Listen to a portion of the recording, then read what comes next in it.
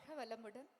உலக மக்கள் அறிவில் அருள் ஓங்கவும், உணவு மற்றும் வசதியெல்லாம் பெருகவும். உலக மக்கள் அறிவில் அருள் ஓங்கவும், உணவு மற்றும் வசதியெல்லாம் பெருகவும், நலம் வளர்க்கும் நல்லவர்கள் போற்றப்படவும், ஞானப்பேறு உலகெங்கும் ஓங்கவும் தொண்டாற்றி வருபவர். சமுதாய சேவைக்காக ஏற்கனவே பத்மஸ்ரீ விருது பெற்றவர். உலக சமுதாய சேவா சங்கத்தின் தலைவர் பத்மபூஷன் அருள்நிதி SKM மயிலானந்தன் ஐயா அவர்களை திட்டத்தை தொடக்கி வைத்து சிறப்புரை வழங்க அனைவரின் சார்பிலும் அன்போடு அழைக்கிறோம். வாழ்க வையகம், வாழ்க வளமுடன். எல்லாம் வல்ல இறையருளை வேண்டி உலக சமுதாய சேவா சங்கத்தின் நிறுவன தந்தை நம் ஆசான் அருட்தந்தை அவருடைய அருளாசிகளை வேண்டி இந்த கிராம சேவை திட்டம் 400வது கிராமத்திலே துவக்க விழாவில் என்னோடு மேடையில் வீற்றிருக்கின்ற உலக சமுதாய சேவா சங்கத்தின் தலைவர் வரும் மக்களையும் பொறுப்பாளர்களையும் வழங்கி பல்வேறு ஊர்களிலிருந்து வந்திருக்கின்ற உலக சமுதாய சேவா சங்கத்தின் பொறுப்பாளர்கள், மண்டல தலைவர்கள், வருகில் வந்திருக்கின்ற அனைவருக்கும் என்னுடைய அன்பை, வணக்கத்தை தெரிவித்துக் கொள்கின்றேன். என்னுடைய உரைக்கு பிறகு இங்கே அற்புதமான கலை நிகழ்ச்சி இருக்கிறது. நீங்கள் எல்லாம் ஆவலோடு எதிர்பார்த்து கொண்டிருக்கின்ற கலை நிகழ்ச்சி. இப்பொழுது நம்முடைய துணைத் தலைவர் ஆறுமுகம் ஐயா அவர்களும் நாகராஜன் ஐயா அவர்களும் சந்தோஷமாக வாழ்வதற்கு என்ன வழி என்று ஆறுமுகம் அவர்களும் குறிப்பிட்டார்கள், இவர்களும் குறிப்பிட்டார்கள். நான் உறுதியாக சொல்லுவேன், உலகளாவிய அறிஞர்கள் என்ன வழியை சொன்னார்களோ அதை எளிமைப்படுத்தி அருட்தந்தை அவர்கள் அற்புதமாக நமக்கு வழிவகுத்து கொடுத்திருக்கிறார்கள். மன அமைதி என்பது பேசினால் வருவதல்ல, உடல் நலம் என்பது பேச்சினால் வருவதல்ல. எல்லோருமே கவலை இல்லாத வாழ்க்கையைத்தான் விரும்புகிறார்கள், இல்லைங்களா? எல்லோரும் ஹாப்பியாக இருக்கணும்னு தான் விரும்புகிறார்கள். அப்படி என்றால் சுருக்கமாக ஒரு ஞானி சொல்கிறார், கவலை இல்லாத இருக்க வேண்டுமென்றால் அந்த மனிதன் ஜீவன் முக்தனாக மோட்ச சாம்ராஜ்யத்தை அடைய வேண்டும். நம்பர் 1, பூரண மனநிறைவோடு மோட்ச வாழ்க்கை வாழ வேண்டுமென்றால் அவனுக்கு ஒன்று தகுதி, மோட்சத்தை அடைய வேண்டும். மோட்சத்தை அடைய வேண்டுமென்றால் முதல் தகுதி ஆத்ம ஞானம், பிரம்ம ஞானம் பெற்றிருக்க வேண்டும். மூன்றாவது தகுதி இந்த ஞான யோகிதை, நம்முடைய மனதிற்கு அருகதை யோகிதை வேண்டும். மோட்சம் வேண்டும், ஞானம் வேண்டும், ஞான யோகிதை வேண்டும். மனம் புண்பட்டு கிடக்கிறது, பல கெட்ட எண்ணங்கள். அந்த கரடு முரடான மனதிலே நீங்கள் எவ்வளவுதான் பொறுக்கு விதைகளை போட்டாலும் அது முளைத்தாலும் அது வராது. இது எல்லோரும் சொல்கிற உதாரணம். நம்முடைய மனதை பக்குவப்படுத்துவதற்கும் நாம் தான் முயற்சி செய்ய வேண்டும். யாரும் நமக்கு செய்ய முடியாது. அத்தகைய அற்புதமான மனவளக்கலையைத்தான் அருட்தந்தை அவர்கள் கொடுத்திருக்கிறார்கள். இந்த கலைகளை எல்லாம் நீக்குவதற்கு தியானமும் கர்மயோக வாழ்க்கை நெறியும் அகத்தாய்வு பயிற்சிகளை தவிர எனக்கு தெரிய வேறு மார்க்கம் இல்லை. அதைத்தான் அருட்தந்தை அவர்கள் நமக்கு பயிற்சிகளாக, கல்வியாக கொடுத்திருக்கிறார்கள். ஒவ்வொரு மனிதனும் மன நிறைவு பெற்று பூரணத்துவம் பெற்று வாழ வேண்டும். நம்பர் 1, அதற்கு ஞானம் வேண்டும், ஆத்ம ஞானம், பிரம்ம ஞானம் வேண்டும். மனம் தூய்மைப்பட வேண்டும், பக்குவப்பட வேண்டும், உயர்ந்த பண்புகளை பெற வேண்டும். அதற்கான பயிற்சி தான் கர்மயோக வாழ்க்கை நெறி. அதற்கான பயிற்சி தான் தியானம். தியானமும் கர்மயோகமும் இல்லாமல் மனதை தூய்மைப்படுத்த முடியாது. உங்களுக்கு நன்றாக தெரியும், கர்ம யோகம் என்பது வெளியே போகிறதல்ல, நாம் அன்றாடம் செய்கிற கடமைகளை நம்முடைய ஆட்டிடியூட் மனதை மாற்றி சிறப்பாக செய்வது. அது நம்ம அமைப்பில் வந்தால் தெரியும். கர்மயோக வாழ்க்கை நிறைய மிக முக்கியமான சப்ஜெக்ட் நம்மளுது. கர்மயோகம் செய்ய செய்ய கொஞ்சம் கொஞ்சமாக மனம் அமைதியும் தூய்மையும் அடைகிறது. நீங்கள் ப்ராக்டிஸ் பண்ணுறவங்களுக்கு நல்லா தெரியும். இதை தவிர வேறு மார்க்கம் இல்லை. யாருக்கிட்ட போனாலும் நமக்கு அமைதியை கொடுக்க முடியாது. ஐயா நல்லா சொன்னாங்க. இல்லை, நாம் நம்முடைய உடலை பாதுகாக்க வேண்டும். இப்போ ஒரு மகான் சொல், ஆரோக்கியமாக இருப்பது என்பது மூன்றில் ஆரோக்கியம். 1 உடல் ஆரோக்கியம், 2 மன ஆரோக்கியம், 3 புத்தி ஆரோக்கியம், அறிவின் ஆரோக்கியம். அறிவுக்கு அறியாமை என்ற நோய் இருக்கிறது. இந்த 3 ஆரோக்கியத்தையும் சொல்லி கொடுப்பது மனவளக்கலை. இது நீங்கள் எல்லாம் என்னமோ நினச்சிட்டு இருக்க வேண்டாம். தயவு செய்து உள்ளே போய் ஆழமாக போய் பல்வேறு மகான்களுடைய வார்த்தைகளை கேட்டு பயிற்சி பண்ணினா தெரிஞ்சுக்க வேண்டிய சப்ஜெக்ட் அவ்வளவுதான். மனம் தூய்மை அடைய வேண்டும், மனம் ஒருமுகப்பாட்டு அடைய வேண்டும். இதை எப்படி தெரிந்து கொள்வது என்றால், மனதிலே நற்பண்புகள், தெய்வீக குணங்கள் நமக்கு வர வேண்டும். மனம் நற்பண்புகளை அடையாமல், தூய்மை அடையாமல், ஒருமைப்பாட்டை அடையாமல், கூர்ந்து சிந்திக்கின்ற ஆற்றலை பெறாமல், பகுத்து பார்க்கும் அறிவை அடையாமல் ஆன்மீக சாதனை கிடையாது. நாம் எல்லாம் ப்ராப்பராக ஆன்மீக சாதனையில் ஈடுபட்டு இருக்கிறோம். இங்கே மதமோ சாதியோ, உயிருக்கு மனமும் கிடையாது, சாதியும் கிடையாது, ஆணும் கிடையாது, பெண்ணும் கிடையாது. உயிர் என்பது நம்முடைய செல்வம்.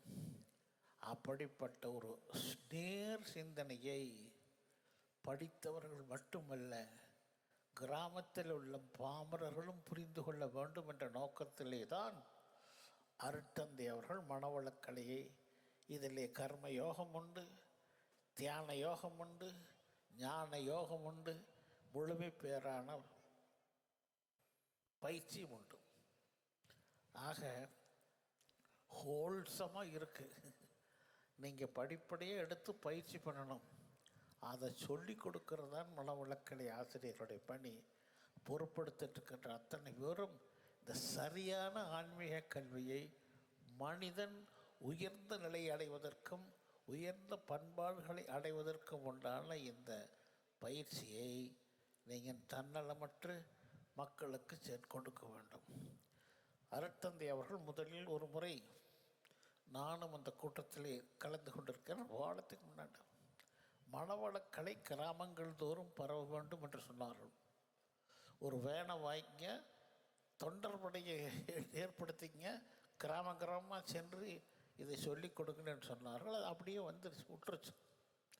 நான் ஒரு முறை சிந்தித்து கொண்டிருந்தேன், அருட்தந்தை அவர்கள் விட்டு சென்ற பணியிலே எது நாம் இன்னும் செய்யவில்லை என்றால், இப்போ நம்ம இவர் செல்வா கோல்டு இது ஆரம்பித்து நடத்துகிறார். அவரே எல்லா செலவும் போட்டு அனாதை குழந்தைகளை வளர்க்கும் திட்டம். அது அநேகமான 2-3 மாதத்தில் ரெடி ஆகிடும். அடுத்தது இந்த கிராம சேவை திட்டம். என் மனதில் அடிக்கடி இது உதயமாகிக் கொண்டு இருந்தது. அப்படி என்றால் இந்த திட்டத்தை யார் மூலமாக பொறுப்படுத்த செயல்படுத்த முடியும் என்று யோசனை நடக்கும் பொழுது, எனக்கு அப்பொழுது ஆழியாரில் சிஓவாக இருந்த முருகானம் தான் இதற்கு பொறுப்பான நபர் என்று முடிவு செய்தேன். அண்ணனிடமும் கேட்டேன், தாராளமாக நீங்கள் அவருக்கு பொறுப்பை கொடுக்கல என்று சொன்னார்கள். முருகானந்தம் அவர்கள் பொறுப்படுத்த பிறகு கொஞ்சம் கொஞ்சமாக அவர் கார்ப்பரேட் செக்டரில் அணுகி இதற்கு தேவையான நிதியை அவரே பெருக்கி கொண்டு இன்று 400வது கிராமம். எனக்கு ஒரே மகிழ்ச்சி, நம்முடைய உலக சமுதாய சேவா சங்கத்தின் பொறுப்பாளர்கள் அத்தனை பேரும் இங்கே வந்திருக்கிறார்கள். இது யார், அவரை தவிர வேறு யாருனாலும் இதை கூட்ட முடியாது. எல்லோரும் வந்திருக்கிறார்கள், எல்லா ஊரிலிருந்து வந்திருக்கிறார்கள். இது ஒரு திருவிழாவாக நடத்தியிருக்கிறார் அவர். மேலதாளம் போட்டு எனக்கு இரநூடைய என்ன இவ்வளவு செலவழிக்கிறாங்களேன்னு ஆகிப்போச்சு. சரி, 2 பேர் இருக்கிறாங்க, செலவழிக்க சொன்னேன். ஏகப்பட்ட ஏற்பாடு. நீங்கள் இதில் இன்னும் 10 நாட்கள் இருக்கின்றன. எங்கே இதில் விளம்பரம் இன்னும் 3 நாட்கள். என்ன இந்த விளம்பரம் இந்த திருவிழாவுக்கு அவ்வளவு ஒரு கொழுந்து விட்டு ஆர்வம் முருகானந்தம் அவர்களுக்கு. அதனுடைய விளைவு தான் இன்று 400வது கிராமம். இப்போது மாற்றத்தின் வலிமை. இப்போ நம்மளாம் எலெக்ஷன் முடிஞ்சு இன்னைக்கு தான் புதிய முதலமைச்சர் பொறுப்படுத்திருக்கார். ஒரு மாற்றத்தின் வலிமை அது. ஓட்டுக்கு பணம் கொடுக்காத, கேண்டிடேட் யாருன்னு தெரியாத இத்தனை பேர்த்து ஜெயிக்க வச்சிருக்கிறாங்க. கோடிக்கணக்கான ரூபாய் ஒரு தொகுதிக்கு செலவழிச்சும் கூட அவர்கள் வெற்றி பெற முடியவில்லை. காரணம் என்ன? அந்த தனி மனிதனுடைய பேச்சு, கவர்ச்சி. அவர் கண்டிப்பாக செய்வார் என்ற நம்பிக்கை எல்லோருக்கும் இருக்கிறது. புதிய முதலமைச்சரை கூடிய விரைவில் சந்தித்து நம்முடைய பயிற்சியை பற்றி சொல்லி, இல்லை எனக்கு நம்ம செங்கோட்டையன் அவர்கள் எனக்கு ரொம்ப பழக்கம். எல்லா கேண்டிடேட்டையும் எங்கள் வீட்டுக்கு கூட்டிகிட்டு வந்து இன்ட்ரடியூஸ் பண்ணார். இவர் இந்த ஊருக்கு நிற்கிறாருங்க, இவர் இந்த ஊருக்கு நிற்கிறாருங்கன்னு சொல்லிட்டு அத்தனை பேர் ஜெயிச்சிட்டாங்க.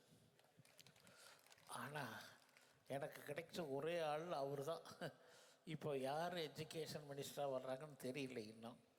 நாம் எப்படியாச்சும் குழந்தைகளுக்கு பாடத்திட்டத்தில் ஒரு பீரியட் இந்த யோகாவுக்கு கொடுத்தாங்கன்னா நாட்டில் ஒரு மலர்ச்சி ஏற்படும். நான் தொடர்ந்து முயற்சி செய்து கொண்டிருக்கேன். ஒரு 25 தடவை இருக்கும். இந்த மதுமதி அம்மா செக்ரட்டரி வந்த உடனே நானும் முருகானந்தம் போய் பார்த்தோம். ரொம்ப ஆர்வமாக இருந்தாங்க. 15 நாளில் மாற்றிட்டாங்க. இப்படி புதுசு கவர்மெண்ட் வரட்டும், நல்லதே நடக்கட்டும். நீங்கள் கட்சியெல்லாம் அப்பாற்பட்டிருக்கணும். கட்சியெல்லாம் எதுக்குங்க? இருக்க ஊழல் இருந்த ஆட்சியாக போய்விட்டது. நான் யாரையும் குறிப்பிட்ட விரோதம் எனக்கு கிடையாது. ஒரு தேர்தலில் நிற்கிறதுக்கு ஒரு தொகுதிக்கு 20 கோடி 30 கோடி 40 கோடி செலவழிக்கிற மாதிரி வந்துருச்சு. அவங்க என்ன பண்ண போகிறாங்க நாட்டுக்கு? அதை ஒரே நொடியில் மாற்றிய பெருமை இன்றைய முதலமைச்சரை சாரும். கோடி கொடுத்தவனெல்லாம் ஃபெயில் ஆகிட்டான், அடையாளம் தெரியாதனெல்லாம் பாஸ் ஆகிட்டான். ஆக எனக்கு ரொம்ப மகிழ்ச்சி. ஒரு மாற்றம் வேண்டும். யூத்தை இளைஞர்கள் தரணும். அதனால தான் நான் ஒரு நாள் யோஜனை பண்ணேன். நம்ம விரிவாக்க இயக்குனர் எனக்கு ஒரு கருத்தை சொன்னார். அருட்ஜோதி அவர்கள் வந்திருக்கிறார்கள். ஐயா, நம்ம மன்றத்தில் எல்லாம் வயசானவங்களாக இருக்கிறாங்க, இளைஞர்களே வரமாட்டேங்கிறாங்க, இதுக்கு ஒரு வழி பண்ணலாங்க ஐயான்னு சொன்னார். எனக்கு ரொம்ப கேட்சிங் தான் இந்த பாயிண்ட். உடனே சர்க்குலர் போட்டு ஒவ்வொரு அறக்கட்டளைகளும் இளைஞர்கள் youth wing, WCC youth wing ஓடும். ஏன்னா 5000 10,000 20,000 பேர் யூத் விங் இருந்து அவங்க பின்னாடி அவங்க சர்வீஸ் பண்ண வருவாங்க. ஏன்னா வயசானவங்களுக்கு கொஞ்ச நாள் போனால் சர்வீஸ் பண்ண முடியாது. அது ஒரு புது திட்டம். இப்போது முருகானந்தம் இந்த கிராம சேவை திட்டத்திலே யூத் விங்கை ஸ்டார்ட் பண்ணிட்டார். அதனால் நமக்கெல்லாம் ஒரு நல்ல வழி கிடைத்திருக்கிறது. நேர்மையான வழி, ஆன்மீக சாதனை, முடிவான லட்சியம், முழு மன நிறைவு.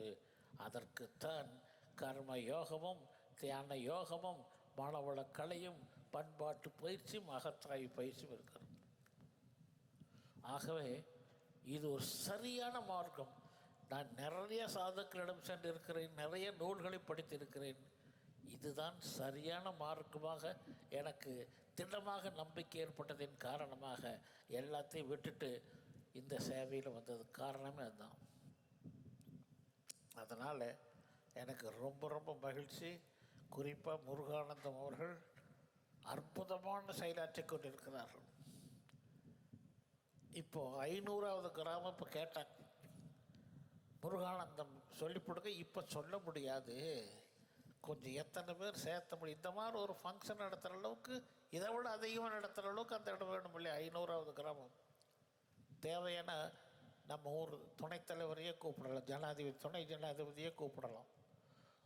மிக அற்புதமான திட்டம். இங்கே வேறு கண்கட்டு வித்தையோ கவர்ச்சியோ ஒன்றும் கிடையாது. கவர்ச்சி என்பது துளி கூட கிடையாது. நல்லா தியானம் பண்ணிட்டு சிரிச்ச முகத்தோடு சேவை பண்ணுற வர்றவங்களை நிறைய பேர்த்து நம்ம எதிர்பார்க்கணும். ஆக எனக்கு ரொம்ப இஷ்டம் இந்த சேவையில் ஈடுபட்டிருக்கிறது. 100 முறை பாராட்டினாலும் திரு முருகானந்தம் அவர்களை நான் மனமாற பாராட்டுகிறேன். குருவனுடைய சீடராக இருந்து என்னுடைய தலைமையிலே நான் என்ன சொல்கிறவனோ நினைக்கிறவனோ அதை விட 10 மடங்கு அதிகமாக செய்கிறார். எனக்கு இது போன்ற தலைவர்கள் தான் தேவை, தொண்டர்கள் தேவை. இந்த மாதிரி இன்னும் நமக்கு லட்சியம் நிறைய இருக்குது. இந்த கிராம சேவை திட்டம் விரிவடைந்து அவங்க பின்னாண்ட கிராமங்கள் தோறும் மனவளக்கலை, கிராமங்கள் தோறும் அறிவு திருக்கோயில், ஆன்மீக வளர்ச்சி என்ற நிலையை உருவாக்க வேண்டும் என்று உங்களை கேட்டுக்கொண்டு, உடல் ஆரோக்கியம் என்பது, மன ஆரோக்கியம் என்பது, புத்தியின் ஆரோக்கியம் என்பது மனவளக்கலையில் மட்டும் கிடைக்கும் என்று கூறி, எல்லோருக்கும் இங்கே வருகை புரிந்திருக்கின்ற எல்லோருக்கும், உதவி புரிந்த எல்லோருக்கும், வருகை புரிந்த எல்லோருக்கும் என்னுடைய அன்பை, வணக்கத்தை, நன்றிகளை குருவின் நினைவில் நின்று சமர்ப்பித்துக் கொள்கிறேன். வாழ்க வளமுடன். வாழ்க வளமுடன்.